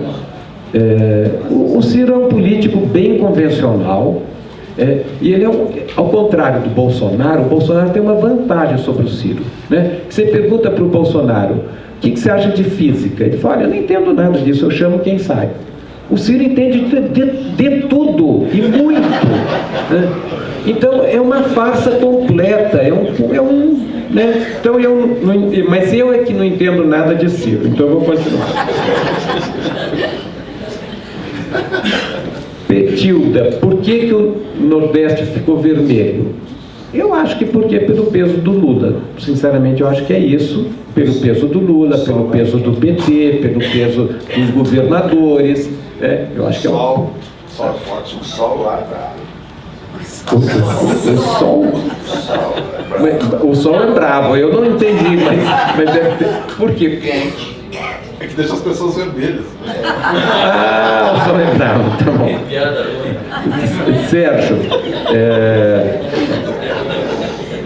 Sérgio, aí eu acho o seguinte: o Sérgio pôs um outro ponto que eu acho que a gente deve pensar bastante. Como atacar o governo? Eu ponho como hipótese o seguinte: pelos resultados. É o seguinte: ele prometeu que vai recuperar a economia, quero ver. Ele prometeu que ia acabar com a violência, eu quero ver. Ele prometeu que ia acabar com a corrupção, eu quero ver. Eu acho que a melhor arma que a gente tem é a própria debilidade do projeto burguês e do projeto burguês encarnado pelo Bolsonaro, né? Eles não... É um governo muito, muito ruim. É vagabundo. É péssimo governo. Mas isso não é consolo. Porque a gente primeiro precisa não ser trucidado no tempo necessário para que a ficha caia na classe, né? Então nós temos que ter certa prudência para que a classe veja. Mas a minha impressão é que antes cedo do que tarde, o governo Bolsonaro vai ficar muito com a cara do governo Temer. Vai ficar muito parecido com o Temer, porque é o mesmo projeto. Não é possível que o projeto seja tão ingrato com o Temer que quando é ele não dá certo, mas quando é o Bolsonaro dá certo, né? Então eu acho que essa é a nossa principal arma, eu concordo. Agora, xingar o eleitor dele de fascista não adianta nada, até porque não é, né? Felizmente não é. Aqui o meu olho, eu anotei a última pergunta, eu não consigo ver quem era. Áurea. Por que demorou para perceber o Bolsonaro? Aí é uma boa pergunta, ótima pergunta, né? Eu acho que a demora para perceber a força do Bolsonaro é um erro de leitura da história, né, da gravidade da crise. Como nós não entendemos o que foi 2013, eu digo, nem todo mundo, mas a dificuldade para compreender o que foi 2013, a profundidade para compreender a crise estrutural do capitalismo, seus impactos sobre a nova república, deixou, né, não permitiu que nós víssemos o que era o Bolsonaro. Eu estou falando isso, no caso eu estou muito tranquilo. Eu demorei para entender o que era o Bolsonaro, que a minha filha ficava falando, tem o Bolsonaro. Eu, bobagem, bobagem. Até uma hora que eu vi na periferia, uma menina falou, e o Bolsonaro? Eu falei, bom, então vamos tentar entender o que é o Bolsonaro. Então, eu me lembro por exemplo, o Boulos falou, não, o Bolsonaro é uma farsa. Eu falei, não é ele que é a farsa, né? Porque como é que o Bolsonaro é uma farsa? Não é uma farsa, é uma força política perigosíssima que a gente tem que entender. E que a gente entende entendendo a crise estrutural da nova república, a necessidade do novo. Ele disputou o novo sozinho. Você diz, mas ele não é o novo. Sim, mas ele é, em certo sentido, ele é o velho e o novo, porque é assim que é o Brasil. O novo é sempre o museu de velhas novidades. O que entra, na verdade? Sai esta coisa espúria que é a democracia. Para a burguesia, a democracia sempre foi espúria. Então, eu acho que esse é a gravidade. Vou aproveitar o tempinho para resgatar uma coisa.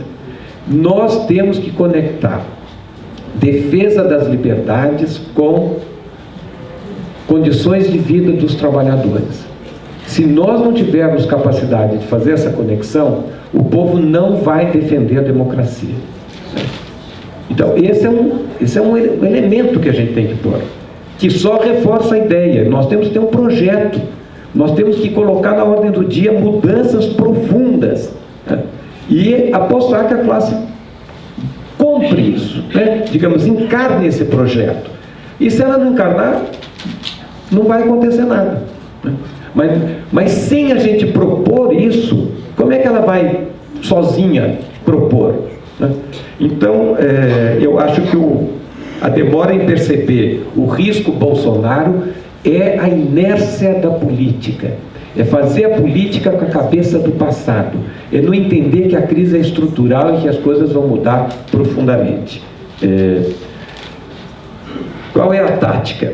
Bom, isso nós vamos ter que tatear conjuntamente e descobrir qual é a tática, né? Mas eu, em princípio, adotaria uma cautela, que é digamos, uma estratégia de judô, né?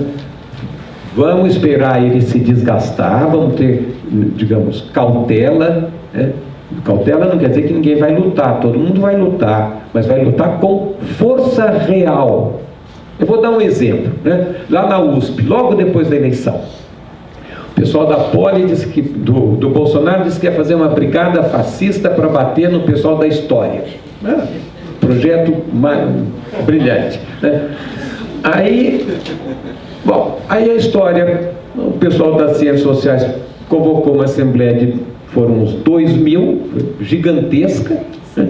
E os fascistas não reuniram nem 15. Acabou. Eu acho que isso está correto, né? Então, grandes números, atos unitários, força real. Agora, no dia seguinte, houve um protesto contra o Bolsonaro na Paulista. Foi duramente reprimido. Eu recebia lá os áudios dos colegas da minha filha, dos meninos chorando, né? Tomaram um enquadro violentíssimo, não entenderam o que eles iam enfrentar, ninguém entendeu nada. A população não entendeu o que era o protesto, quem foi no protesto não entendeu por que ele apanhou tanto. Tá? Isso é o que a gente não deve fazer, que é a bravata. Então, o que eu acho que a gente deve fazer é coisa para valer. Muito debate, estar preparado para enfrentar a violência deles, ou seja, temos que ter aqui uma brigada de defesa e saber atuar e esperar o tempo, porque o fake news não muda a realidade. O fake news potencializa o que já está aí, né? E a realidade clara é o seguinte: este governo é um governo de merda, né? E ele vai se derreter.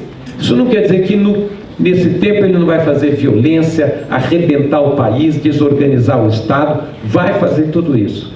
Mas isso daqui, ele vai se derreter. O problema nosso não é esse. O problema é que se ele se derreter e nós não tivermos nada de bom para oferecer, o que virá no lugar dele será ainda pior do que ele. Então esse é o tamanho do desafio que está posto. Obrigado. Obrigada, professor Pires. Eu vou passar a palavra logo para o Zé Maria para as respostas e conclusões finais. Então, companheiros e companheiras, eu gostei da discussão, gostei muito das falas do Plínio. Vou tentar tomar 3 questões que eu acho que é o que dá aqui. Primeiro, o problema do fascismo. Do ponto de vista conceitual, eu acho errado dizer que o governo Bolsonaro é um governo fascista. Como xingamento, ou como caracterização de ideologias ou de atitudes de pessoas ou grupos de pessoas que nós temos na realidade hoje, é correto. Mas o fascismo, o movimento fascista, o regime fascista, ele pressupõe a organização de milícias paramilitares que desenvolvem uma verdadeira guerra civil contra as organizações da classe trabalhadora. É outro patamar. E não é isso que o movimento do Mussolini na Itália se caracterizou por isso. Era um movimento armado, paramilitar, para destruir as organizações da classe trabalhadora, da mesma forma que o movimento que o Hitler criou na Alemanha. Para quê? Para que esses movimentos pudessem chegar ao controle do Estado. Então, essa diferença é tajante. Não é um problema do nacionalismo, que eu não acho...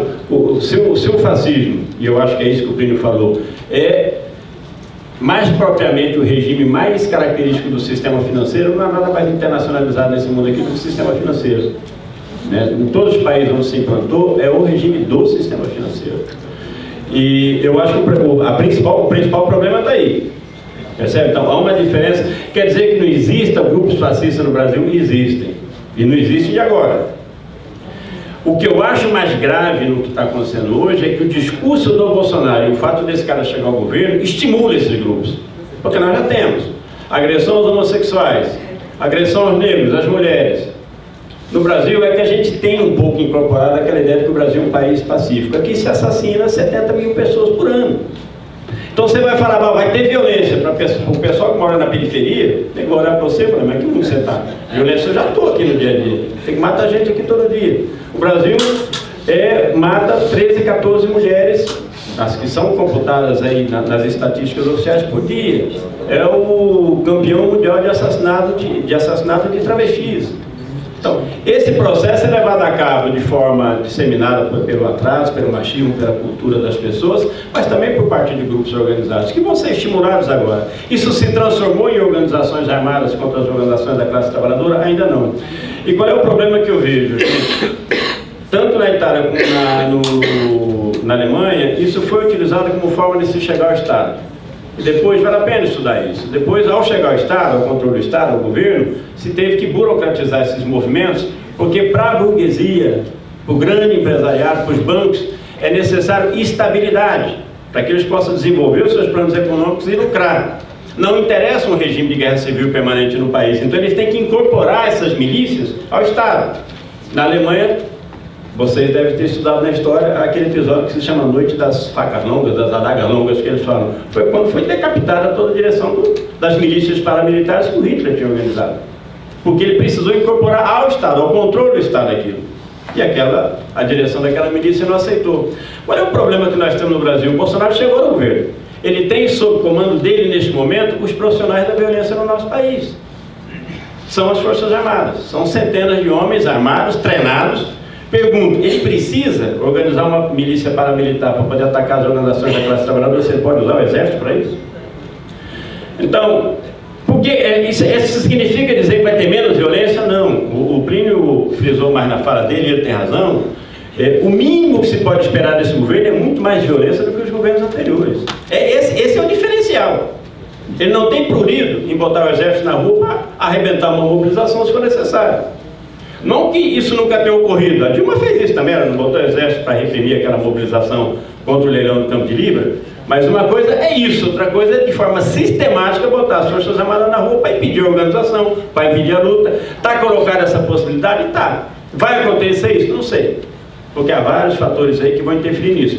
Então, desde esse ponto de vista, nós temos que esperar, sim, desse governo, mais violência. Agora, não é necessariamente desse tipo. Porque dizer que não é fascismo não quer dizer que não vai haver violência, que não vai haver assassinatos, que não vai haver tortura, que não vai haver prisão. As ditaduras militares da América Latina fizeram o quê? Prenderam, torturaram, assassinaram. Algumas tinham até combinação, elementos de fascismo com as milícias paramilitares que funcionaram, principalmente na Argentina, mas também no Chile, aqui no Brasil menos, né, no período mais duro da ditadura. Mas nós não podemos chamar isso de regime fascista, são ditaduras. Se implantar, são ditaduras. Nós estamos vivendo neste momento uma situação que aí, resgatando aquilo da Neida, eu vou concordar com a maior parte da fala da Neida, não vou brigar com a Neida também não, mas nós temos uma mudança na conjuntura. Aquilo que eu disse na minha fala, o Plínio ressaltou também, qual é a mudança? Nós assumimos o controle do governo, do Estado, esse tipo de governo, com esse objetivo declarado. Por outro lado, isso está sentado numa enorme confusão na consciência da classe trabalhadora, porque vai ficar na expectativa, aquilo que o Plínio falou.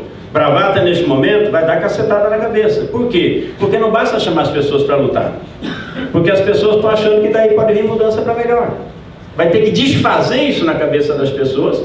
Isso nós vamos ter que fazer com um processo amplo. Quando a gente fala de propaganda, não é propaganda discutindo muitas ideias com poucas pessoas, é discutindo muitas ideias com muitas pessoas. Nós temos que tratar de ajudar a superar a confusão na cabeça das pessoas, para que elas entendam que vai vir um ataque, que nós precisamos organizar a luta contra esses ataques e que nós podemos vencer, nós podemos derrotar esses ataques. Agora, isso pressupõe um esforço de explicação, é isso, explicação ampla. Por que isso é necessário? Porque sem isso e sem a experiência concreta, eu não acho que só a propaganda nossa vai convencer as pessoas de mudar a atitude delas em relação ao governo. É aquilo que o Plínio falou, na medida que ele começar a atacar, se a gente engata com isso aí uma explicação mais ampla, você pode gerar uma reação dessas pessoas no sentido de não só lutar, mas derrotar tudo isso aí. Agora, vai ser necessário uma certa experiência. Então não adianta chamar qualquer forma de luta agora achando que as pessoas vão fazer. Era muito mais simples fazer um enfrentamento contra a reforma da Previdência com o governo Temer. Vai ser mais difícil fazer com isso. Se nós não entendemos isso, a gente vai... O governo Collor é um governo que, mal comparando, toda comparação tem os seus problemas, mas era um governo estruturalmente frágil, certo? Tanto que caiu com 2 anos. Mas no começo do governo dele, ele impôs um monte de derrota para um monte de movimento. Aos montes. Porque ele subiu com aquela expectativa. Era o primeiro governo, eleito depois do fim da ditadura, e as pessoas tinham expectativa. Então, sair separado da massa para lutar, achando que vai derrotar o governo, não vai. Trazer a classe operária, especialmente o grosso da classe trabalhadora, para esse processo é necessário, senão nós não derrotamos o governo. Isso pressupõe os cuidados, pressupõe a cautela, mas pressupõe uma atitude ousada. Em que sentido? Em fazer uma explicação ampla para a massa e construir a partir daí um processo de unidade e de luta. Os tempos disso é a reação da massa que vai nos dizer, não depende só da nossa vontade. Agora, então isso, é por isso que nós nos chamamos de fascista, não quer dizer que não seja de má repressão. A mudança na situação, na conjuntura, entre outras coisas, é dada por isso. E nós estamos frente a um governo dessa natureza, né? E que tem à sua disposição instrumentos de repressão que são monumentais. Nós temos uma particularidade no Brasil que é importante entender, gente. Eu estava vendo uma matéria esses dias de um jornalista da Argentina. Ele dizia que ele pensava o que está se passando aqui no Brasil, porque na Argentina, para 80% da população, não existe a possibilidade de aceitar que um militar assuma o governo do país. Porque lá, o acerto de contas com a ditadura foi feito. Houve um processo de revolução democrática que derrubou a ditadura. A mesma coisa aconteceu no Uruguai, a mesma coisa. Nós temos hoje generais sendo julgados e condenados na Argentina, no Uruguai, no Chile, até no Paraguai. Aqui no Brasil foi feito um acordo de cúpula na transição da ditadura com o regime civil e foram preservadas completamente as Forças Armadas. Por isso ela é uma das instituições que tem mais prestígio junto à população. Você vai na Argentina, que tem menos prestígio junto à população. Aqui a burguesia soube preservá-la e os governos que vieram depois, incluindo os do PT, mantiveram. A Constituição de 88, lá naquele artigo 142 que eles falam tanto aí, autoriza, mediante pedido de qualquer dos 3 poderes, se houver uma bagunça no país, a intervenção das Forças Armadas para botar ordem na casa. Nada mais, nada menos do que isso. O governo da presidenta Dilma instituiu a chamada GLO, a tal da garantia da lei e da ordem, que regulamentou isso. Como é que o governo bota as Forças Armadas para intervir no conflito interno do país. Bom, isso na mão do governo do PT teve uma resultante, os petroleiros sabem bem disso. Na mão de um governo como esse, até onde vai? Não é? Então, desde esse ponto de vista, há uma situação complicada. Entrando num outro problema que a Neida colocou, Neida, eu concordo com você nisso que você fala, intervenção oral sempre é um problema. E o que eu falo de progressivo da ruptura? E a única diferença que eu tenho, talvez, com o que você disse aqui, evidentemente a resultante desse processo deu numa coisa que é ruim, que é reacionária. Assim, a eleição do Bolsonaro não é uma coisa progressiva, é reacionária. Nesse sentido, é uma derrota da classe trabalhadora a eleição dele. O que eu quero dizer quando eu falo de progressivo? Essa raiva, esse ódio das pessoas ao sistema e ao PT é progressivo. Deu nessa desgraça pela ausência de uma alternativa de direção. Por isso eu valorizo tanto o problema da construção de uma alternativa política no país. Então, desde esse ponto de vista, agora, há as contradições do movimento. Eu acho que é um movimento de ruptura que a massa fez com o sistema que está aí, com o regime, com o PT, fundamentalmente, que é um movimento que é progressivo, é justo esse descontentamento, essa raiva, e deu numa coisa contraditória. Porque a eleição do Bolsonaro não é uma vitória da nossa classe, é uma derrota da nossa classe. Agora, por que essa coisa tem importância, Neida? Eu acho que o processo que gerou a ruptura que gerou a construção do pessoal foi um processo progressivo na ruptura com o PT naquele momento. Mas por que é fundamental identificar essa relação com o que é o projeto da Frente Popular? Porque nós temos que construir uma alternativa. Se nós não construirmos uma alternativa, uma saída política para o país, nós vamos continuar nesse ciclo vicioso. Vai haver reação contra as massas, eu acho isso. Estruturalmente, eu acho que o governo Bolsonaro é frágil. Por quê? Porque tem divisão interburguesa, porque o governo, é isso que nós estamos vendo aí, e porque a massa não está derrotada, a classe não está derrotada. Agora, ele é estruturalmente frágil, pode cair, vamos supor que caia, ou não, que vá definhando, vir aí um governo tipo o final do governo Sarney. Bom, qual é a alternativa que nós vamos apresentar isso? Essa alternativa só pode ser construída contra o PT, porque isso é muito importante o balanço. E aí entra um problema, né, da discussão, que eu tendo a achar que você tem uma posição igual a minha, por isso não é nenhuma briga contigo. O PSOL, ele foi expressão desse processo que foi progressivo. O papel do PSOL nessa campanha eleitoral e nessa conjuntura é abertamente regressivo. Porque depois que o PT sofreu impeachment, o PSOL se transformou quase que no apêndice da defesa do projeto do PT, defendendo o governo Dilma contra o ódio das massas naquele momento e depois desse processo todo da campanha eleitoral. E qual é o problema? É justamente isso, é o oposto do que nós temos que fazer. Então, obviamente, eu sei que essa não é a tua opinião, como não é a do Plínio, eu respeito muito você, o grupo que você representa, Plininho, vários militantes do PSOL que eu conheço, que são gente séria, que são gente que estão nessa batalha. Agora, o papel que a direção desse partido impõe a esse partido, eu não vejo nenhuma mudança.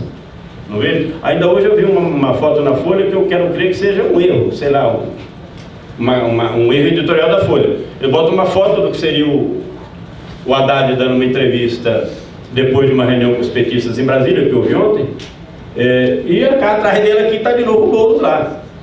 É uma coisa, gente, vocês devem ter que se acostumar a ver essas fotos. Então. É fake.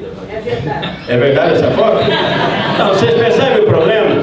Então, se a esquerda socialista brasileira, nessa situação, vai tratar de convencer a classe trabalhadora de que a saída alternativa que nós temos que construir contra o Bolsonaro é de novo voltar a defender o projeto da Frente Popular, nós vamos ajudar a construir o próximo desastre ali. Qual é a diferença? São mais 30 anos, companheiros e companheiras.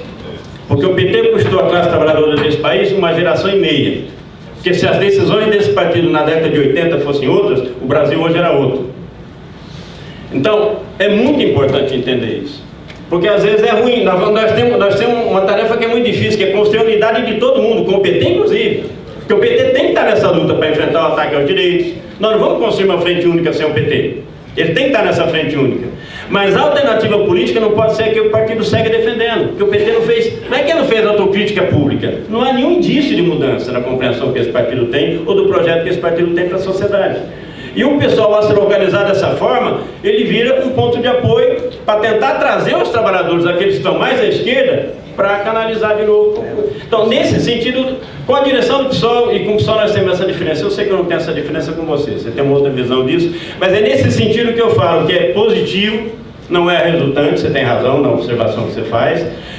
Eu disse na minha primeira fala, esse povo nosso, ele é atrasado em termos de valores, é machista, é LGBTfóbico, tudo isso aí não quer dizer que isso não seja um problema, que nós não temos que combater, nós temos que combater isso, não é? Nós não temos é que, por isso, achar que esse povo não tem jeito, não. É com esse povo que nós vamos fazer revolução. Essa é a diferença que eu tenho com as pessoas que tratam de estigmatizar as pessoas que votaram no Bolsonaro. Não acho que tem que estigmatizar. Acho que há uma parte dessas pessoas que votaram nele, que é de direita mesmo, é de ultradireita, especialmente esse setor, uma parte aí da classe média alta. Isso na polarização vai estar numa trincheira dando tiro em trabalhadores. Mas a maior parte disso aí nós vamos ganhar vai estar na nossa trincheira. Na nossa trincheira. Marelo, os dois piadistas aí foram reprovados ali. Desculpa, então termino aqui, gente, desculpa que eu passei o tempo demais, me empolguei aqui, perdão. O problema do Ciro, eu concordo com aquilo que falou o Pleninho, eu acho que a diferença do Ciro com o PT é só pragmática, só de localização. Ele quer o espaço que o PT ocupou, tanto que ele queria ser o candidato do PT lá atrás, né? Então não vejo diferença nisso. Acho que a gente tem que, nesse momento, companheiros, nos concentrar nessas duas, na verdade são três tarefas. Uma é estimular os processos de mobilização que estão em curso. Nós temos que construir uma alternativa para a luta em defesa dos nossos direitos, a frente única, todo mundo, em torno de um programinha básico, e temos que construir uma alternativa política e estratégica para o país. Se nós não construirmos a luta, nós corremos o risco de ter essa derrota que nós sofremos nas eleições aumentada e transferida para o terreno da luta de classes. Aí sim muda a relação de força no país, até agora não mudou, né? Então nós temos que construir a resistência, tratar de derrotar o governo. E temos que construir uma alternativa política para o país que seja socialista, que proponha uma mudança estrutural na sociedade e tratar de ganhar segmentos da classe trabalhadora para isso. Senão nós vamos ficar num círculo vicioso, nós vamos voltar lá atrás de novo, para depois ter que viver outro processo igual que nós estamos vivendo hoje. Desculpa pelo tempo, gente, mais uma vez, obrigado pelo convite, obrigado pela paciência de vocês. Obrigada, Maria. Eu vou passar a palavra para o Sérgio. Camaradas, eu agradeço a presença do Pleninho, do Zé Maria, que contribuiu bastante com o debate. Estão convidados para continuar a assistir, se possível, o restante do seminário.